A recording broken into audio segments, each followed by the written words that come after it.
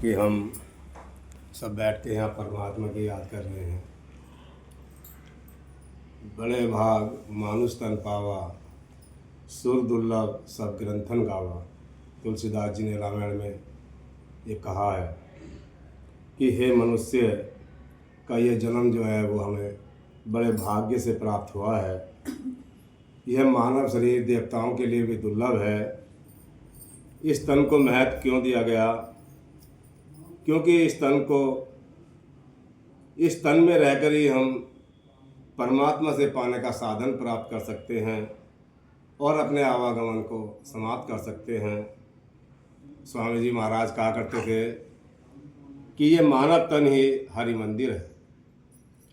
आत्मा और परमात्मा दोनों हमारे अंदर हैं और इनके मिलने का सरल मार्ग भी, सरल साधन भी इस तन के अंदर ही मौजूद है।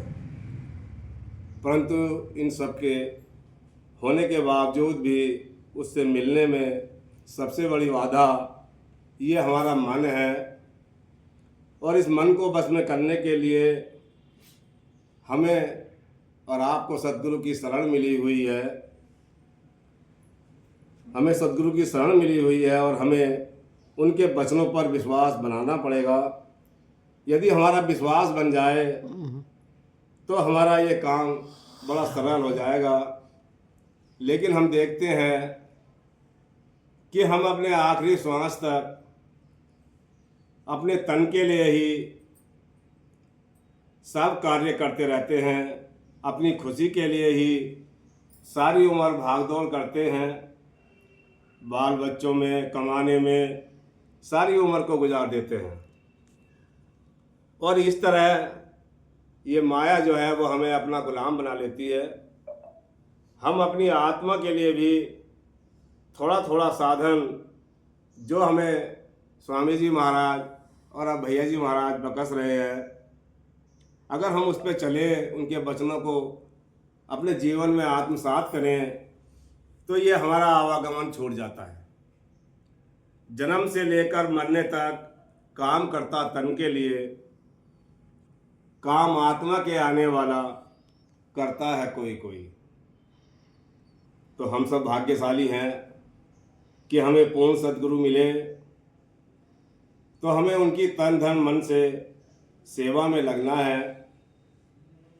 और तन की सेवा क्या है कि हम इस तन को बुरे कर्मों से हटाकर पुण्य कर्मों में लगाएं। सभी जीवों पर दया भाव रखें, सद्गुरु के वचनों की पालना करें। इसी प्रकार मन की सेवा क्या है कि हम हर समय सद्गुरु के नाम का सुमरन करें, उसकी याद को बनाकर रखें, एकांत में बैठकर भजन सुमरन करें। और धन की सेवा क्या है कि हम किसी भी बेसहारा को किसी भी तरह सहारा दें। जैसे भूखों को खाना देना, ज़रूरतमंद को की हर तरह से सेवा करना, यानी कि परमार्थ के कार्यों में लगना, ये हमारे धन की सेवा है। स्वामी जी महाराज ने बताया कि संत हमें आवागमन से कैसे छुड़ाता है।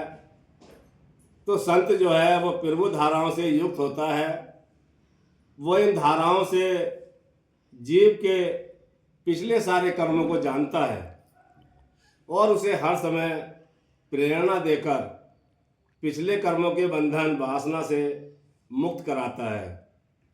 संत प्रभु धारा देकर आत्मा को ब्रह्मरंध्र रूपी घर में ठहराता है और यह कार्य वो साधक को सारे सांसारिक कार्य कराते हुए ही कराता है। इस प्रकार जब हम संत की शरण ले लेते हैं तो हम जन्म मरण से मुक्त हो जाते हैं। अब हमारे स्वामी जी महाराज और अब भैया जी हमें बार बार यही समझा रहे हैं, तो हमें उनके वचनों की पालना करनी है।